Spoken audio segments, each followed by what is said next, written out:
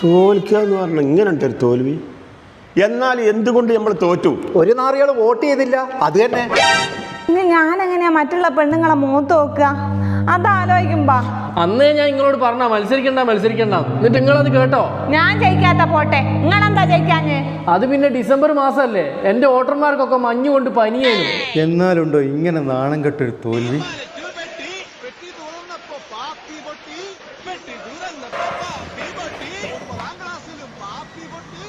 അവന്മാർ ആഘോഷിക്കുക ജയിക്കുമെന്ന് വിചാരിച്ചിട്ടാ ഞാൻ 4 കോയിനെ വിറ്റിട്ട് ലഡുവിന് ഓർഡർ കൊടുത്തത്.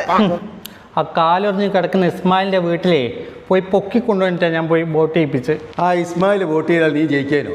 നിനക്ക് ആകെ കിട്ടിയ 100 രൂപ വോട്ടല്ലേ? ഇത് നമ്മളെങ്ങനെ പുറത്തിറങ്ങി നടക്കൂ? ഒരു ബസ് വിളിച്ച് എങ്ങോട്ടെങ്കിലും ടൂർ പോവാ. സത്യപ്രതിജ്ഞ കഴിഞ്ഞിട്ട് ഇങ്ങോട്ട് വന്നാൽ മതി. എല്ലാവരോടും ഞാനൊരു കാര്യം ചോദിക്കട്ടെ, ഈ ഇലക്ഷനിൽ എന്തുകൊണ്ട് നമ്മൾ തോറ്റു? ആരും വോട്ട് ചെയ്യായിട്ട്? അതൊന്നും അല്ല, ജനങ്ങളുണ്ടല്ലോ പണ്ടത്തെ പോലെ കഴുതകളല്ല.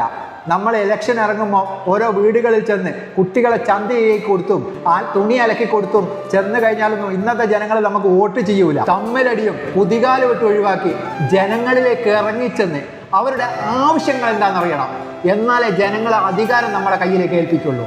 അതാദ്യം മനസ്സിലാക്കുക.